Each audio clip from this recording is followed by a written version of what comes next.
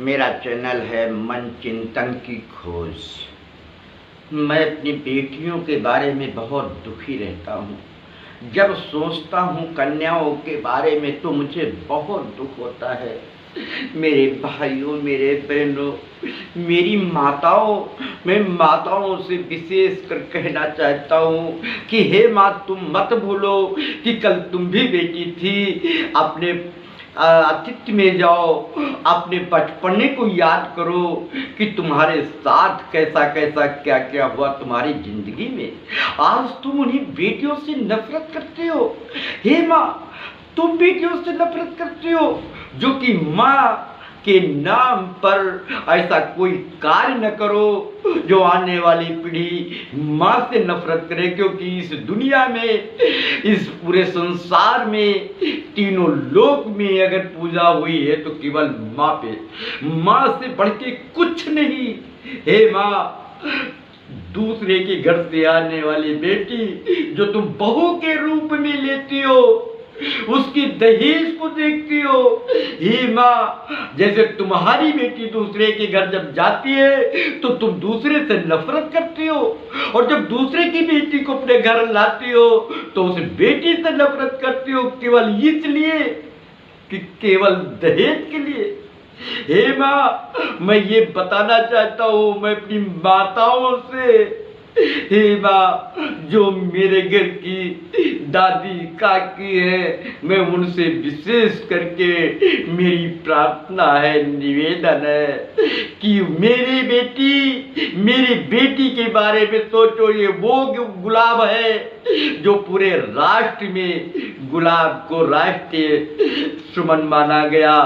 आज उस सुमन रूपी मेरी बेटी कांटों के बीच में बाप माँ के घर रहती है, तब भी कांटों के बीच में, ससुराल जाती है तब भी कांटों के बीच में। कम से कम उसे खिलने तो दो। हे माँ, उसे सुमन बनने तो दो।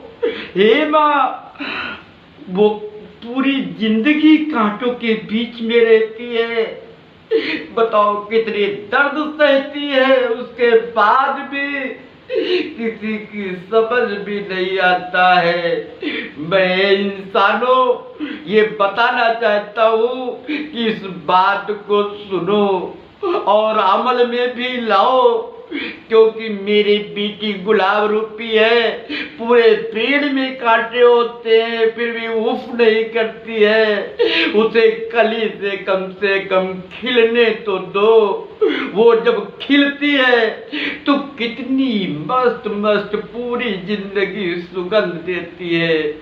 हे मेरे भाइयों, हे माताओं, उसे जब काट दो, काट कर जब तुम दूसरे स्थान पर उसे लगा देते हो, भेज देते हो, जैसे कि अपने घर से अपना कलेजा निकाल कर उसे ससुराल भेज देते हो, गुलाब रूपी टाड़ वहां भी वो वही काम करती है।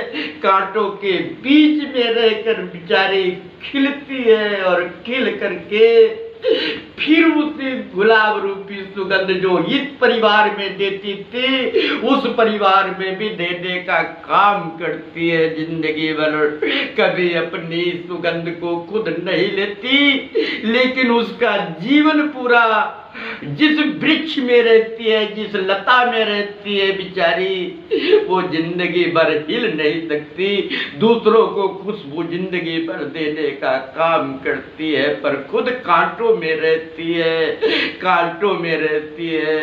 ए मेरे माँ बाप जिनकी बेटियां हैं, अपनी बेटियों को समझाओ, बताओ, और हे बेटियों, अपनी माँ बाप को वो संस्कार दो जो इसे गुलाब रूपी। हे बेटिया, तुम धन्य हो, धन्य हो, धन्य हो, महान हो। कल के आने वाली मेरी बेटिया, तुम्हें देविया बनना है। तुम देविया आज भी हो, कल भी रहोगी, आने वाले समय में भी रहोगी। तुम धन्य हो, महान हो, धन्य हो, महान हो। हे माँ बाप, इस बात को कभी भी अपनी बेटियों के साथ ऐसा न करना। उन्हें कली से गुलाब की तरह खिलने की पूरी क्षमता देना, पूरी ताकत देना। मेरे भाइयों और माताओं बहनों, आप लोगों से मेरा निवेदन है, बारंबार धन्य है। आप महान हो, महान हो, महान हो।